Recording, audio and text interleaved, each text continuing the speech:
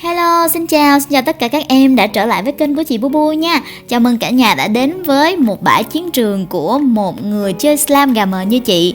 Hôm nay lại đến tập 3 của Slam Đại Chiến rồi. Nếu mà cả nhà ủng hộ chị thì hãy nhấn like, share, comment và subscribe để chị có nhiều động lực hơn để làm những cái video như thế này. Còn những shop slam nào mà chị vẫn chưa review hết thì hãy nhắn tin cho chị để kiểm tra và đảm bảo rằng bưu phẩm đã đến tay của người cần nhận. Đây là một trong số 30-40 hộp bưu phẩm mà chị đã nhận được trong đợt này, nên là các em hãy yên tâm nhé. Chị sẽ làm video clip để giới thiệu các bạn đến cho khách hàng của mình. Mong là các em cũng sẽ phát triển thật là thành công. Còn bây giờ thì chúng ta cùng review thôi. Let's do it.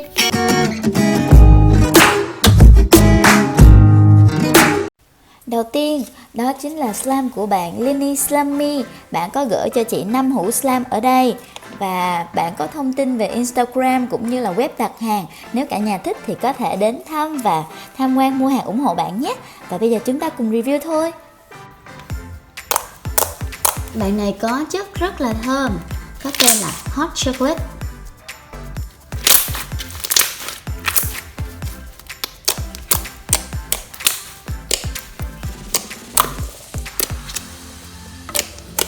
Đi kèm theo là 100 hình chú bò, khá là clicky, nhưng chị nghĩ là cái màu thì nó nên đậm hơn một chút xíu thì nó sẽ đúng với màu của Hot Chocolate hơn nhé. Tiếp theo là một bạn slam tên là Potato Fried Rice, là cơm chiên khoai tây. Đây là một bạn half foam, phải không?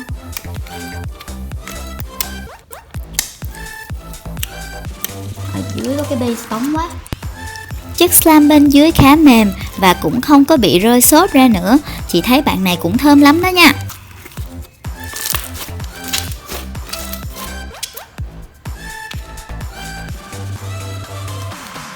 Tiếp theo là một bạn có tên là Umbrella Bread. Chị cũng chưa hiểu lắm về cái tên này, nhưng bạn này rất là bóng, lại còn đẹp, là màu umbre hồng và chất thì dày, đặc và clicky.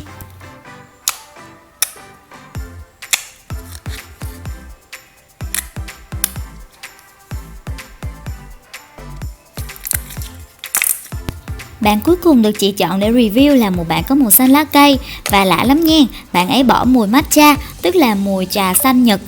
Bạn này chị nghĩ là chất bơ, bởi vì chị cũng không có giỏi về chơi slam lắm nên nếu thiếu sót thì các em bổ sung cho chị nha. Nhưng mà bạn ấy làm hơi cứng nên khi phết thì chị cảm thấy nó không có được trơn lắm á, nó không có được mềm lắm. Nhưng mà khi mà cho chảy xuống thì rất là đẹp luôn. Tiếp theo là shop của bạn Nu Slam Shop. Bạn có một cái slam care sheet viết bằng tay rất là đẹp nè, chữ rõ ràng dễ xem và chị rất có ấn tượng tốt bởi vì chị thích bạn sinh viên học sinh nào có chữ đẹp lắm.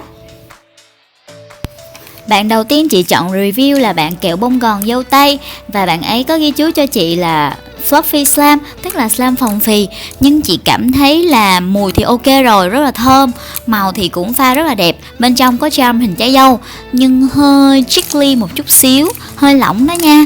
Thì lần sau em nhớ khắc phục bằng cách là làm đặc lại một chút xíu nữa là slam này tuyệt vời luôn đó.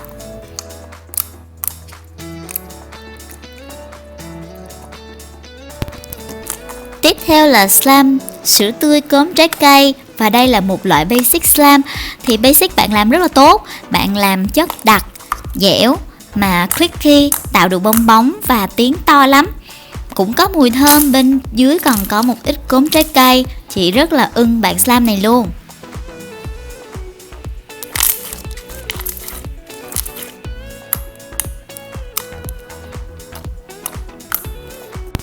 Và đây là một bạn slam shop có tên là Sushi Cá Hồi. Wow, bạn pha cái màu này thành công quá, làm chị rất là đói bụng. Các cái viên xốp khá là to và có màu cam, hòa trộn với slam basic bên dưới rất là tuyệt vời. Chị cảm thấy khá là vui tay khi mà chơi cái loại slam này, bởi vì nó giải stress vô cùng luôn.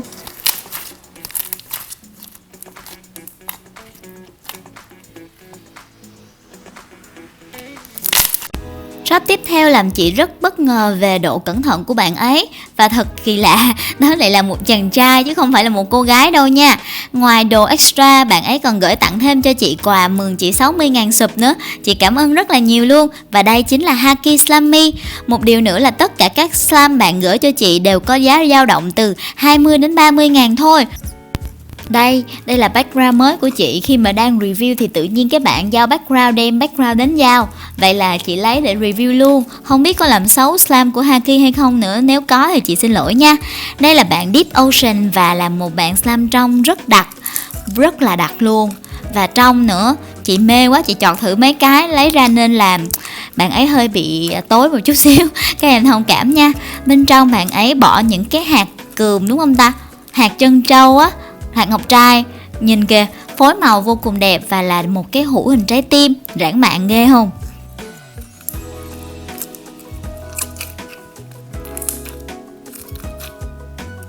Đây là một bạn Cloud Slam, tên là Sun Cloud, có giá là 30 ngàn và được ghi chú là làm từ Snow Wonder. Lại còn được phối màu ombre cũng khá là xinh. Ở bên trên có để kim tuyến nữa. Khi mà hòa quyện với nhau á, ánh sáng làm lấp lánh rất là đẹp. Bạn này cũng có mùi thơm và với cái giá như vậy để chơi một bạn bông mềm tơi xốp như vậy thì chị thấy rất là xứng đáng.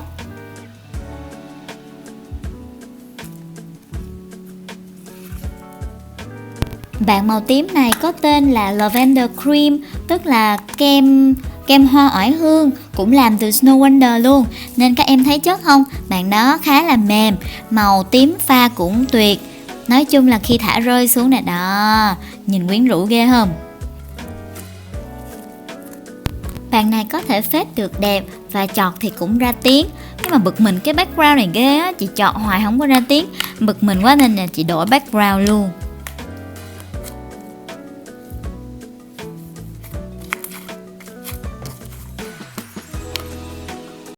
Tiếp theo là của bạn Natsuko Slam. Wow, một cái tên Nhật Bản phải không? Được bao gói cũng kỹ lưỡng lắm đó. Và còn có tặng thêm quà mừng của chị nữa. Chị cảm ơn em nha. Và đây là cách để đặt hàng. Các em có thể liên lạc ở trên Instagram của bạn Natsuko_Slam nha. Đầu tiên là một bạn Strawberry Milkshake. Bạn này có màu hồng và còn có kim tuyến đen giả làm cái hạt của trái dâu nữa. Rất là thơm. Và chị đoán đây là chất basic bởi vì bạn không có ghi chú lại nên là chị chỉ đoán thôi nha. Đó, bạn này tạo được tiếng clicky to và khi tạo bong bóng cũng kêu rất là đã.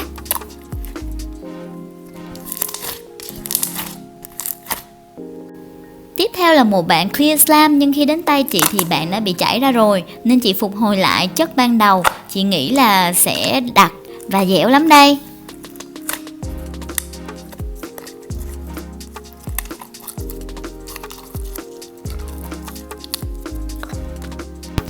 Tên một bạn màu hồng nữa có chú ngựa ở bên trên.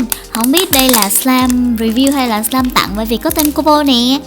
Bạn này chị đoán nha, đoán là Cloud Slam bởi vì cái lượng tuyết cho vào khá nhiều.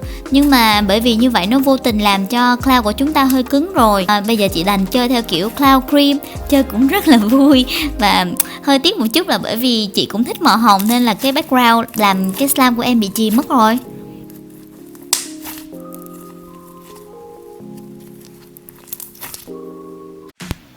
Và tiếp theo là một shop rất có chất lượng và chị vô cùng yêu quý. Thứ nhất là vì bạn kỹ lưỡng chuẩn bị từng hộp một như thế này và cũng gói ghém cẩn thận.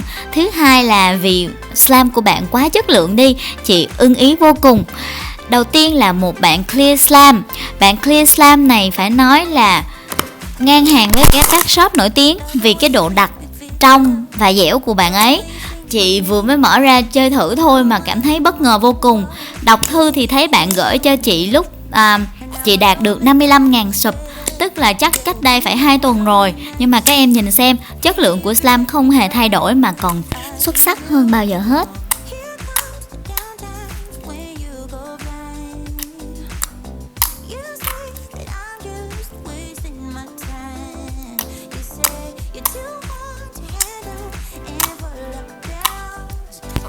Một bạn Cloud Slam hội tụ đủ yếu tố mềm nè, tơi, rơi chậm, và rất là bông xốp.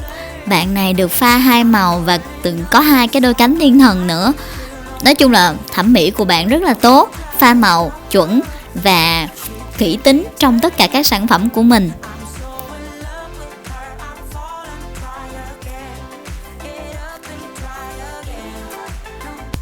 Chị nghĩ đây là một bạn Butter Slam bởi vì chị fade được đẹp và chơi thì còn hơi clicky một chút.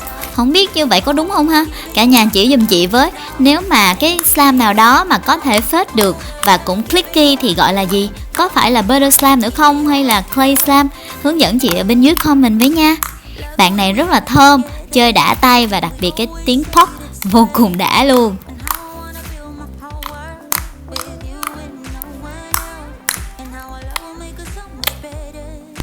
Cuối cùng là một bạn slam shop và ở bên dưới có cái màu kỳ lạ ha. Không biết làm sao pha ra được màu này. Ai biết không, chỉ cho chị với. Bạn này còn đi kèm một bạn charm hình Doraemon nữa mà chị chơi đã quá quên mất bỏ vô. Chị biết là slam shop thì không có được chọt, nhưng mà bởi vì bạn này chọt á, tạo thành tiếng vui quá. Vậy là chị chơi chọt nãy giờ luôn. Và kỳ này chị lại có hai bưu phẩm không rõ chủ nhân. Đây, bạn nào là chủ nhân của hai bưu phẩm này thì hãy nhắn cho chị nhé. Đây, và bạn ở trong đây nữa. Chị không có dám lấy ra bởi vì sợ là bị lộn. Đây. Và video đến đây là hết rồi. Bye bye, hẹn gặp lại các em trong kỳ review lần sau vào tuần sau nha. Bye bye.